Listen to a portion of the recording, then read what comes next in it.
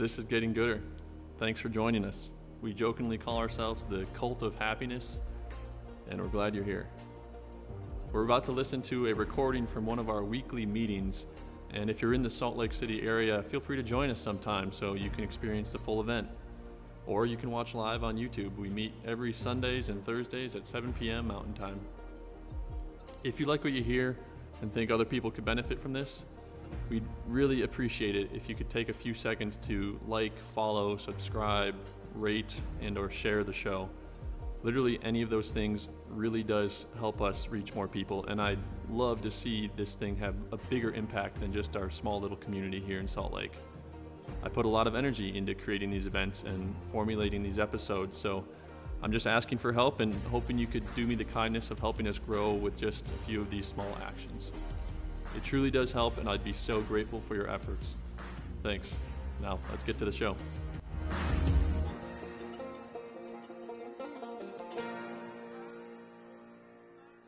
All right, we're going to kind of start with something pretty deep for the first 3 minutes.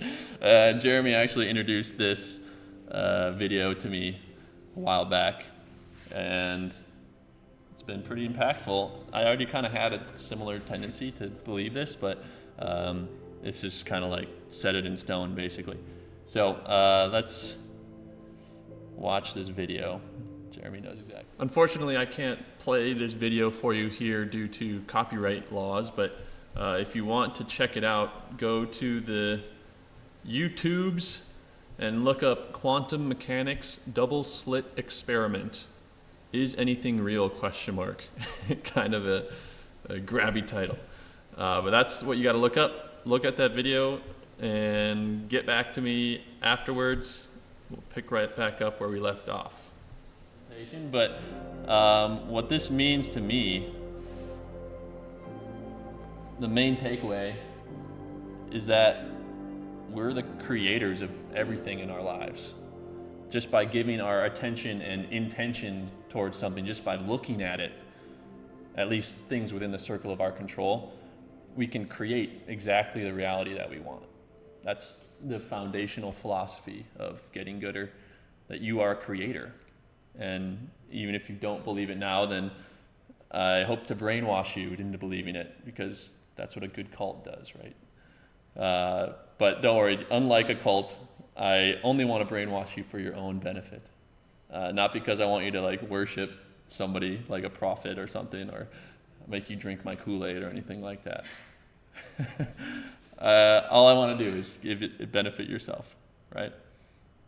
So then the next logical question, if you believe that you're a creator, which I hope we do, the next question is, what are you going to create? And if you were to be this all-knowing creator, this creator of a universe, what kind of world would you create? And it's my guess that you'd create something that looks a lot like the Christian idea of heaven, what we refer to as heaven. Or you could call it something like paradise, or just literally call it your ideal world. And even though you're not an all-knowing being, even though you can't control what you can't control, I'm telling you that when it comes to your life, your actions and your outcomes, you are a creator.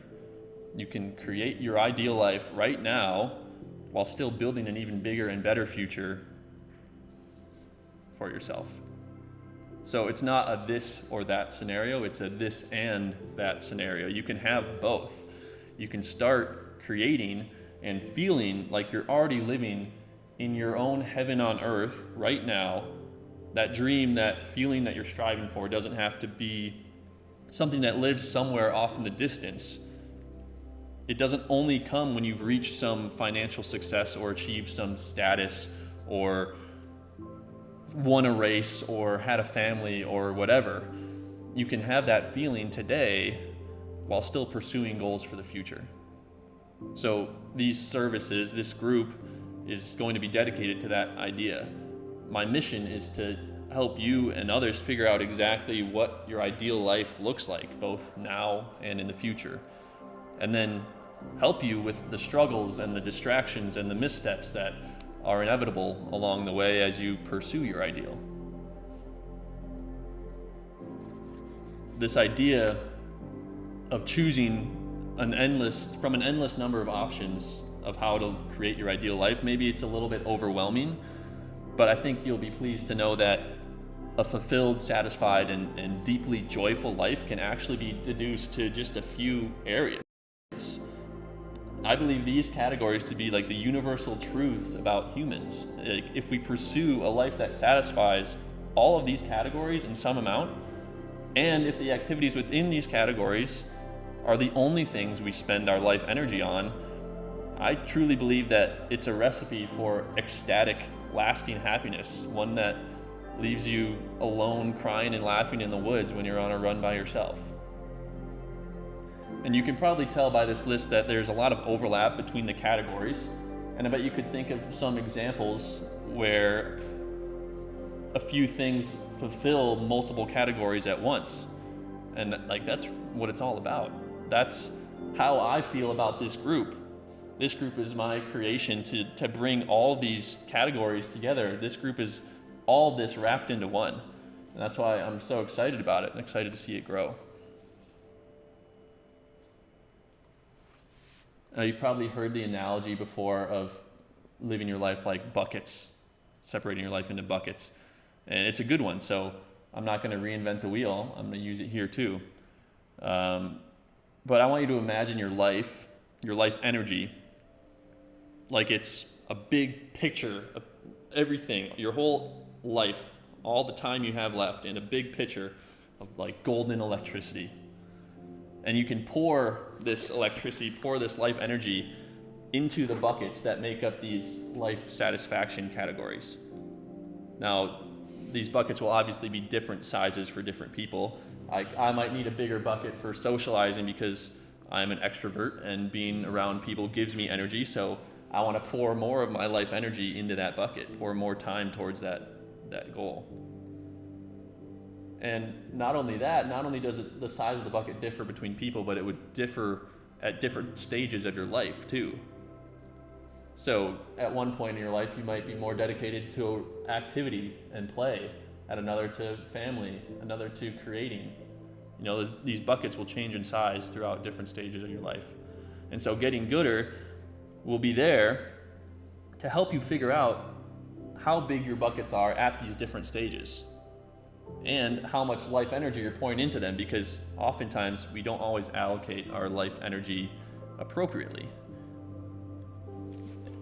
And also, I want to help us figure out when we've exceeded the threshold of a bucket, when we've poured too much life energy towards one thing, we've given too much time towards one area of life satisfaction, and that's caused us to sacrifice in some areas or cause overflowing and cause problems in our life because of that. So in essence, I think that this group will be something that helps all of us maximize our life energy so that our buckets are filled and that our experience of life is just pure bliss. Because really, at the end of the day, happiness, bliss, satisfaction, whatever you want to call it, that's the most important value. That's why we're the cult of happiness, because each week we'll do something to remind you that happiness is your North Star.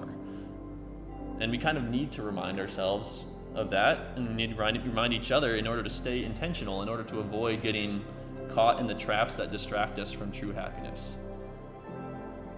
We'll keep reminding you and each other of this goal, because if you stay focused on happiness alone, the rest will come. The other core values that we usually hold of health and wealth, those will come naturally with happiness if that's the only goal.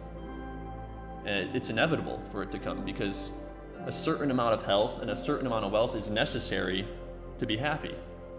But at the same time, there's also a limit. There's a threshold at which more wealth or the pursuit of more health is not impacting your happiness that much more. It's a diminishing return. It might even be taking away from your happiness in some way. So the one goal is to help you find this threshold where your buckets might be overfull, maybe overflowing, and it may be causing problems because you've given too much life energy to one area and not towards others. But the other side of the goal is to help you find this minimum effective dose, the bare minimum that you need to pour into a bucket in order to feel satisfied by it. because you only really need to be as healthy as you need for your goals, right? You don't have to train for like an ultra marathon runner if your only goal is to be able to hike 10 miles maximum for the rest of your life. You don't need to be a billionaire if you want to live a modest, simple, purposeful life. It would be a waste of your life energy if you did that, if you poured extra time into those things and didn't use that time to amass more life experiences, more impact. And also, at the end of the day, health and wealth, the only point of them is to use them to do things you love, to buy your happiness, to buy your freedom, to buy your time, to use your body to do things, to go places, to suck the marrow out of life in any way that you can. In my opinion, to be human is to do things. Human is more of a verb than it is a noun, because you can't be human without action in some way, even if that means rest. Rest is an action as well. But you can't be human without action. You can't be happy without action. So you use your health and your wealth for that action. You use it to do things like learn and move and socialize and create and rest and relax and celebrate and pursue purpose. And all of those things, all those actions, the learning, the socializing, the resting, the relaxing, celebrating, pursuing purpose, all those things, they'd still be pursued even if you had no agenda on the other side. We'd pursue them for their own sake, their intrinsic value, for how they make us feel. In other words, they're pursued because it feels good, and that's the only reason we need. Happiness needs no explanation, and that's why it's the ultimate goal, the ultimate pursuit to focus on alone. Now, I know this isn't news. We all know this to be true. But like I said, sometimes we need a reminder. That reminder helps keep happiness in our crosshairs, and it helps us stay intentional towards the behaviors that will give us happiness that truly lasts, not just a rush of dopamine to satisfy our wanting minds. It's about maximizing the experiences that make us feel good, and then having the mindfulness to sit back and just be grateful, be gracious for what we have. It's about making the most out of this life while we can, because by some miracle, the elements that make us who we are, the carbon, the nitrogen, the hydrogen, the oxygen, the sodium, the potassium, etc., all those things, all those elements somehow got organized into this beautiful vessel that we get to live our lives through. And while we have this ableness, this intelligence to make decisions, and the ability to create, our duty is to live life as best as we can. It's our duty to maximize our life energy in pursuit of our ideal, to suck the marrow out of life and ensure that every last drop of life energy gets used and not wasted. So by living this way, I think you could literally die at any point in your life, and in that moment when your life flashes before your eyes, you smile, because you have no regrets, no wants, no could have beens. You won't be wishing you would have done this or that. You'll just be completely and utterly satisfied, completely full. Now, even though this cult doesn't speculate on where we go after we die, we at least know for sure that the atoms and molecules that make up our bodies, they're going to go back into the earth in some way. Those same elements that miraculously came together to make this crazy vessel that we live in, those elements are going to recycle back into the system. Your carbon is going to recycle into the rest of the carbon in the world. So maybe someday the carbon in your eyeball is going to become the carbon of an aspen tree, of a little golden retriever paw, or the rubber of the sole of your shoe. This isn't reincarnation, this is physics. And you have no idea where the pieces of you will end up in the universe. This recycling process also doesn't just happen when we die. It's not just decomposition. Your cells, the carbon, the hydrogen, the oxygen that give you life, is recycling into the earth every millisecond of the day. Even when I rub my skin, I'm sloughing off some cells and putting carbon onto the ground. The oxygen that I'm breathing today may be embedded into a water molecule that turns into a snowflake this winter. So it's my belief that it doesn't matter where our souls end up in some afterlife. What matters is that we do our best to create heaven on earth right here, right now. Even if your intentions are completely selfish, even if you pursue only your own physical being, you only care about your own physical being, I think you'd still pursue the selfless goal of creating heaven on earth, of creating paradise. Because if you're completely selfish, you'd selfishly want to look after those physical essence of yourself. You'd want to take care of the atoms and molecules that were part of you, but ended up cycling around in the world and embedding in the flesh of any of the living and non-living things that make up this earth. So whether or not there's a heaven or hell or reincarnation or nothingness, it doesn't matter. So when you look around, you can see that you're on this beautiful planet. There's so many things to be grateful for and awed by and curious about.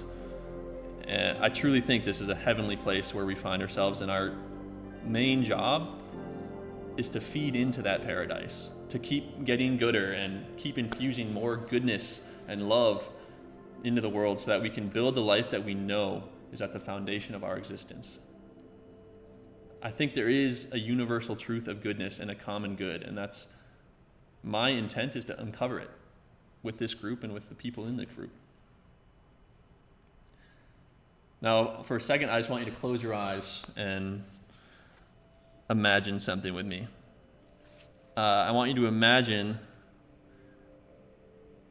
waking up in a home, your home, walking about a block, not even, to this nice little boutique cafe.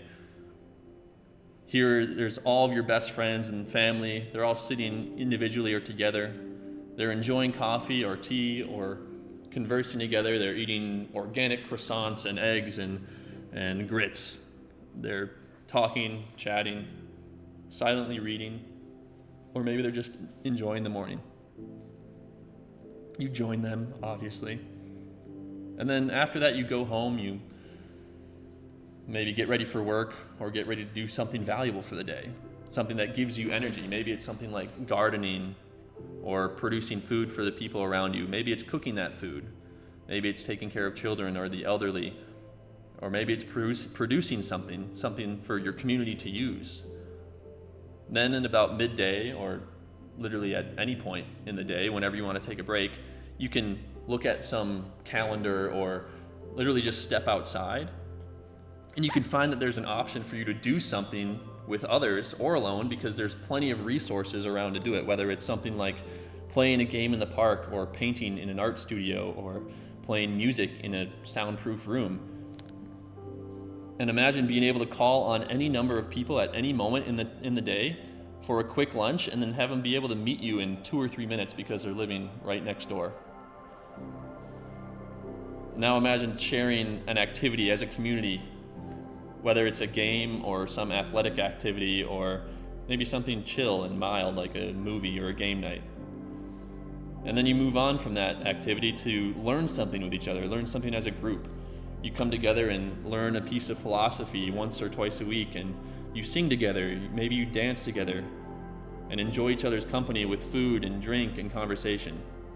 But this conversation is structured around a framework which is designed to foster deep conversation about what matters in life, not with the dogma or religion telling you how to think or what to think or where to direct your thoughts, but rather it's up for your own exploration. It opens you for your own way to figure out what matters to you and what's important to you, for you to determine your life satisfaction. You can open your eyes. And when you were thinking about this, it kind of sounded like a cult, right? Like when I first thought about that, it kind of sounded like it to me. That's what I thought in the first place. And then immediately I kind of just let go of the thought, because I'm like, dang it, I don't want to start that. People don't like cults. That's not a good thing. And then I got kind of annoyed by it. Like, wait, what the heck? How come cults get to have such a sick life and then ruin it by being a cult? That's terrible. So I wanted to create something like this, create this cult-like life without it being a real cult. But even though I kind of just leaned into it anyway and called it a cult because I thought it was funny. But what I came up with is kind of what you're seeing right now in that dream that I'm talking about. what it is right now is what it is. It's in its infancy, but that's the end goal. This is literally like the culmination of everything in my life. It's everything I've learned from studying health for the last 15 years, from practicing as a chiropractor for 5, from pursuing financial independence since college, and from breaking down what it is about my life that has made me so insanely happy for so long, even though I've probably had a lot of reasons to get derailed from happiness. So not only do I think at least I have something of value to share with you, but I'm even more excited to just learn and grow with you and just share this beautiful life with you and whoever else wants to be part of it. It's kind of like my only mission in life, really, is to like build a community of people who are the happiest, healthiest, and wealthiest people that they want to be. I dream of creating this space that I just described, one that has the resources and facilities for people to maximize their life experiences in literally any way that they want.